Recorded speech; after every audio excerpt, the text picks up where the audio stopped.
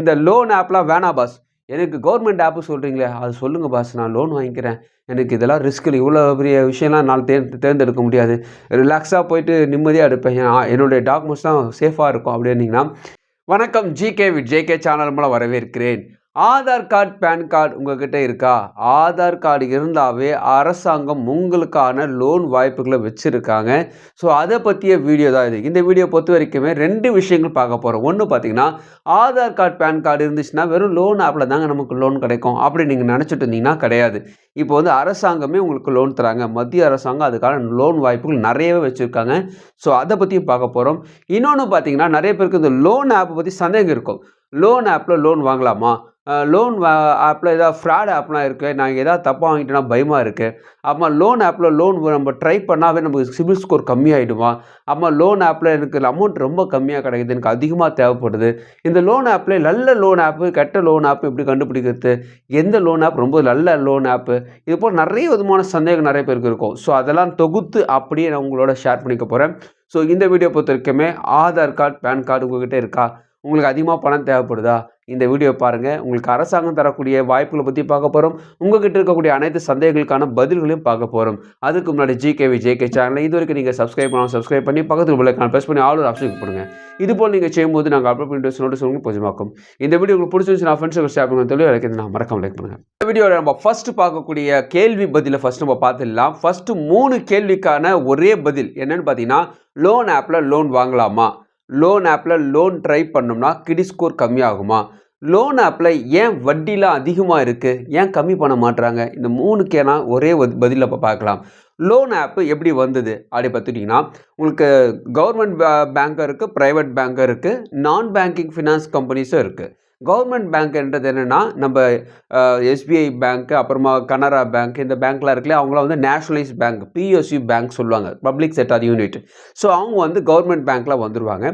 Private bank HDFC, அப்புறமா நிறைய Kotak Mahindra, ICICI இவங்களாம் வந்து உங்களுக்கு ப்ரைவேட் பேங்க்கில் வந்துடுவாங்க. இவங்களாம் இல்லாத ஒரு பேங்க் யாரும் பார்த்தீங்கன்னா, நான் பேங்கிங் ஃபினான்ஸ் கம்பெனிஸ்.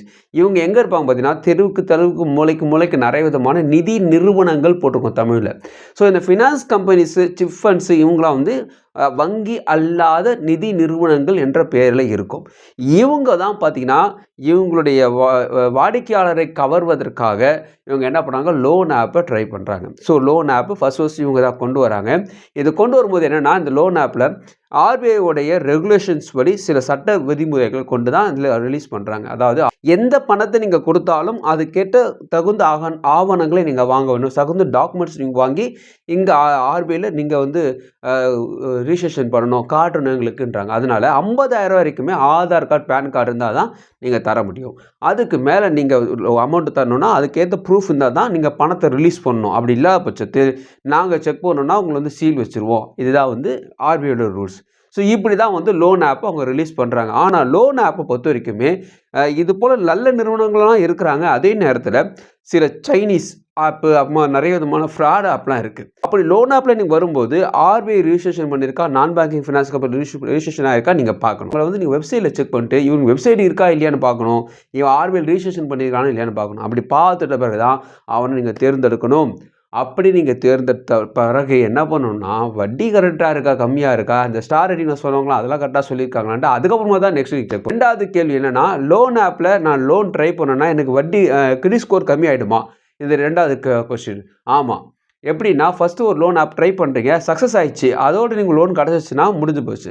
ஆனால் ஒரு லோன் ஆப்பில் ட்ரை பண்ணி சக்ஸஸ் ஆகலை அல்லது பெண்டிங்கில் இருக்குது, லோன் ரிஜெக்ட் ஆகிடுச்சுன்னா குறைஞ்சது 3 மாதமாவது நீங்கள் எந்த லோன் ஆப்பிலும் ட்ரை பண்ணாமல் இருக்கணும், எந்த லோனையும் நீங்கள் ட்ரை பண்ணாமல் இருக்கணும். அப்படி இருந்தால் தான் நல்லது. ஏன்னு பார்த்தீங்கன்னா, இந்த கிரெடிட் ஸ்கோர்ன்றது வந்து ஒரு மிஷின்ஸ். அது நீங்கள் போட இவர் வாங்கிட்டாரு, அப்ளை பண்ணாவே அது வாங்கிட்டாருன்னு கருதிடும். ஸோ அது ரீசெட் ஆகிறதுக்கு 3 மாதம் ஆகும். அதனால் இது இன்பிட்வீன் கேப்பில் ஒரு 4-5 பார்த்துட்டே இருந்தீங்கன்னா இவர் நிறைய வாங்கிட்டாருன்னு மைனஸ் பண்ணி காட்டிடும். அதனால் வாங்கினீங்கன்னா ஓகே, ரிஜெக்ட் ஆயிடுச்சுன்னா ஒரு 3 மாதம் கேப் கண்டிப்பாக வேணும். இந்த லோன் ஆப்லாம் வேணாம் பாஸ், எனக்கு கவர்மெண்ட் ஆப்பு சொல்கிறீங்களே அது சொல்லுங்கள் பாஸ், நான் லோன் வாங்கிக்கிறேன். எனக்கு இதெல்லாம் ரிஸ்க் இல்லை, இவ்வளோ பெரிய விஷயம்லாம் நான் தேர்ந்தெடுக்க முடியாது. ரிலாக்ஸாக போயிட்டு நிம்மதியாக இருப்பேன், என்னுடைய டாக்குமெண்ட்ஸ்லாம் சேஃபாக இருக்கும் அப்படின்னீங்கன்னா, அரசாங்கம் இதுக்கான லோன் வாய்ப்புகள் வச்சுருப்பாங்க. முத்ரா லோன் நீங்கள் கேள்விப்பட்டிருப்பீங்க. இந்த முத்ரா லோனை பற்றி சொல்லணும்னா அது ஒரு பெரிய கடல். அதை நம்ம சிம்பிளாக வெறும் ஆதார் கார்டு, பேன் கார்டு இருக்கிறவங்களுக்கு என்ன லோன் கிடைக்கிறாங்க, அதை மட்டும் நம்ம பார்க்கலாம். அப்படி பார்க்கும்போது முத்ராவை பொறுத்தவரைக்குமே 3 வகையான லோன் வச்சுருக்காங்க. சிசு அப்புறமா பார்த்தீங்கன்னா கிஷோர், அப்புறமா தருண். சிசுன்றது வந்து உங்களுக்கு புரியுற மாதிரி சொல்லணும்னா, ஜஸ்ட் எல்கேஜி, யூகேஜி போகிற பசங்க சிசுன்னுவாங்க தமிழில். அதாவது ஹிந்தியில் அப்படி ஒரு வார்த்தை அது. கிஷோர்ன்றது வந்து ஒரு 5th ஸ்டாண்டர்ட்லேருந்து ஒரு 8th ஸ்டாண்டர்ட் போகிறவங்களுக்கு வச்சுக்கோங்க. ஸோ அது தருண்ன்றவங்க தான் வந்து ஹையர் ஸ்டடீஸ். ஸோ இது வந்து புரியறதுக்காக சொல்கிறேன். அப்போ சிசுன்றது வந்து 50,000 வரைக்குமே தராங்க. கிஷோருக்கு வந்து பார்த்தீங்கன்னா 50,000லேருந்து 5 லட்சம் வரைக்கும் லோன் ஆஃபர் பண்ணுறாங்க. தருண்ன்றவங்க தான் இருக்கிறதுலே அதிகம். 10 லட்சத்துக்கும் மேலே கூட போகும். ஸோ இது வந்து 3 விதமான விஷயம். நமக்கு 50,000 தான் தேவை. So Aadhaar card, pan card இருந்தாவே எனக்கு அதுதான் போதுன்னா, நீங்கள் சிசு தான் தேர்ந்தெடுக்கணும். சிசு லோனை பொறுத்த வரைக்குமே 18 வயதுலேருந்து 60 வயதுடைய அனைத்து இந்திய குடிமக்களும் லோன் தருவதாக சொல்கிறாங்க. சிவில் பொறுத்த வரைக்குமே 700+ இருக்கணும்னு சொல்கிறாங்க. லோன் அமௌண்ட் எவ்வளோ தராங்கன்னா 10,000 50,000 வரைக்குமே லோன் ஆஃபர் பண்ணுறாங்க. இதுக்கு ஒரு பர்பஸ் இருக்குது. சும்மாவே குத்துற மாட்டாங்க. ஏதாவது தொழில் பண்ணுறவங்களுக்கு தான் இந்த லோனை தராங்க. சிசு லோனை பொறுத்த வரைக்குமே முத்ராவில் ஒரு வகை இவங்க. தொழில் முனைவோருக்காக கொடுக்கப்படக்கூடிய ஒரு ஒரு விதமான ஒரு லோனு தான் இது. ஸோ பர்பஸ் என்ன பர்பஸ்க்காக லோன் வாங்குறீங்கன்னா, அதாவது நீங்கள் சின்னதாக ஒரு சிறு தொழில் செய்ய போகிறீங்க, ஒரு மெழுகுவர்த்தி கம்பெனி வைக்க போகிறீங்க, ஒரு ட்ரேடிங் கம்பெனி வைக்க போகிறீங்க, ஒரு சேலை விற்கிற கடை வைக்க போகிறீங்க, அல்லது ஒரு சின்ன மளிகை சாமான் கடை வைக்க போகிறீங்க. இது போல் தொழில் நீங்கள் தொடங்குற மாதிரி இருந்தீங்கன்னா இந்த லோன் ஆஃபர் பண்ணுறாங்க. இதுக்கு இஎம்ஐ பார்த்தீங்கன்னா 12 மாதத்துலேருந்து 36 மாதம் சொல்லியிருக்காங்க. சில வெப்சைட்டில் 60 மாதம் வரைக்கும் போட்டிருக்காங்க. உங்களுடைய டிபெண்ட் ஆன் உங்களுடைய வெண்டர்ஸ் பொறுத்து தான் இருக்கும். எனக்கு கேட்டால் 36 தான் கரெக்டுன்னு நினைக்கிறேன். ஸோ 12 மாதத்துலேருந்து 36 மாதத்துக்கு இஎம்ஐ பிரித்து கட்டிக்கலாம். டாக்குமெண்ட்ஸ் பொறுத்த வரைக்குமே ஆதார் கார்டு, பேன் கார்டு மட்டும் தான் இதில் கேட்குறாங்க. இதுக்கு வந்து வட்டி விகிதம் பொறுத்த வரைக்குமே இவ்வளோதான்னு சொல்லலை. ரெப்கோ வட்டி விகிதம் தான் இதில் வரும் சொல்கிறாங்க. இதுக்கு ப்ராசஸிங் ஃபீஸ் கிடையாது. ஸோ எந்த விதமான ப்ராசஸிங் ஃபீஸும் கிடையாது, எந்த விதமான டாக்குமெண்ட் ஃபீஸும் கிடையாது. ஸோ உங்களுக்கு வந்து எங்கே இந்த லோன் கிடைக்கும் பார்த்தீங்கன்னா, நிறைய விதமான கவர்மெண்ட் பேங்க்கில் இது தராங்க. உதாரணத்துக்கு இந்தியன் பேங்க்லேயே இது தராங்க. இந்தியன் ஆப்பில் கூட நீங்கள் பண்ணிக்கலாம் சொல்கிறாங்க. கவர்மெண்ட் ரிலேட்டடான அனைத்து விதமான நேஷனலைஸ் பேங்க்லேயும் இந்த சிசு லோன் கிடைக்குது சொல்கிறாங்க. இன்னொரு முக்கியமான எலிஜிபிலிட்டி என்னென்னு பார்த்தீங்கன்னா, உதயம் ரிஜிஸ்ட்ரேஷன் சர்டிஃபிகேட்னு ஒன்று நீங்கள் வாங்கணும். அது ரொம்ப கஷ்டம்லாம் ஒன்றும் கிடையாது. ஜஸ்ட்டு அதோடைய அப்ளிகேஷனில் போய்ட்டு உங்கள் ஆதார் கார்டு, உங்கள் பேன் கார்டு நம்பரை போட போகிறீங்க, உங்களுக்கு சர்டிஃபிகேட் வந்துடும். அவ்வளோதான். இதுக்கு வெப்சைட்டு கொடுத்துருக்காங்க. உதயம் சர்டிஃபிகேட் ரிஜிஸ்ட்ரேஷன் போட்டிங்கன்னா போகிறோம். அதுக்கு வந்து யூஆர்சின்னு ஒரு சர்டிஃபிகேட் கொடுப்பாங்க. ஓகேங்களா? அதில் போய் நீங்கள் பார்க்கும்பொழுது இது வரைக்குமே நான் எந்த விதமான எம்எஸ்சிஎம்லாம் ட்ரை பண்ணல. அதனால் இதுக்கு மட்டும் தான் ட்ரை பண்ணுறேன்னு ஒரு ஆப்ஷன் ஃபஸ்ட்டே வரும். நியூ ரிஜிஸ்ட்ரேஷன் புரியுற மாதிரி சொல்லணும்னா அதில் கிளிக் பண்ணிங்கன்னா உங்கள் ஆதார் கார்டுங்க, உங்கள் நேமுங்க, உங்கள் ஃபோன் நம்பரில் ஆதார் ஓடிபி வருங்க, முடிஞ்சு போச்சு. அது பண்ணிட்டீங்கன்னாவே அதுக்கப்புறமா அது உதயத்துக்குள்ளே வந்துடும். அதில் என்ன பண்ணி வச்சுருக்காங்க, எதனால் இந்த ரிஜிஸ்ட்ரேஷன் பண்ணுறீங்கன்னா, இந்த தொழில் தொடங்குறதுன்னு சொல்கிறீங்க இல்லையா, அது தொழில் சம்மந்தமான நிறைய விஷயங்கள் வச்சுருக்காங்க.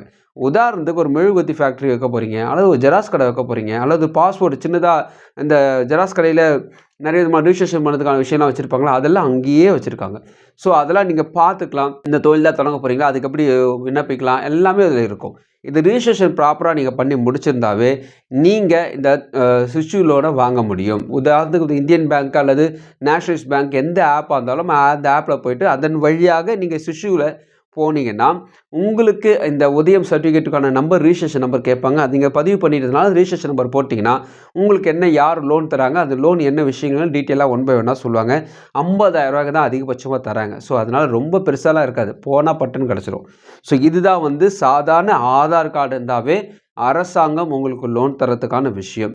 50,000 போகிறவங்களுக்கு ஏன் இவ்வளோ கேட்குறாங்க கேட்டிங்கன்னா, பாதுகாப்பு அதுதான் முக்கியம் சொல்லணும். சேஃப்டி, ஏமாத்துறதுலாம் கிடையாது. ஸோ ஒரிஜினலாக கவர்மெண்ட்டே இதை செய்யறதுனால இந்த விஷயத்தை வந்து எல்லாரும் அதாவது தவறான ஒரு வழியில் போகக்கூடாது, ப்ராப்பராக செய்யறதுக்காக தான் இந்த விஷயத்த சொல்லியிருக்காங்க. ஸோ இது வந்து நிறைய பேர் வாங்கியிருக்காங்க. கிராமப்புறத்து மக்கள் நிறைய பேர் இதை பெற்றிருக்காங்க. அவங்க வந்து இன்னும் வேறு லெவல்லாம் போயிட்டாங்க, தருண் லெவல்லாம் போயிட்டாங்க. இன்னும் நிறைய டவுட் இருந்தால் நீங்கள் கமெண்ட்ஸில் தெரிவிக்கலாம். உங்களுக்கு அதிகமாக பணம் தேவைப்படுதுங்க, இந்த ஆப்பில் அதிகமாக லோன் ஆப்பில் எனக்கு அதிகமாக பணம் தேவைப்படுது அப்படி யோசிச்சிங்கன்னா, உங்கள் பேங்க் ஸ்டேட்மெண்ட்டில் நல்ல டிரான்சாக்ஷன் வச்சுக்கணும். அப்படி இருந்தால் தான் உங்களுக்கு அதிகமான பணத்தொகை கிடைக்க வாய்ப்பு இருக்குது. ஸோ இந்த வீடியோ உங்களுக்கு பிரோஜனமாக நினைக்கிறேன். உங்கள் ஃப்ரெண்ட்ஸுக்கு ஷேர் பண்ணுங்க. பிரோஜனமாக மறுபடியும் பார்க்கலாம். வணக்கம்.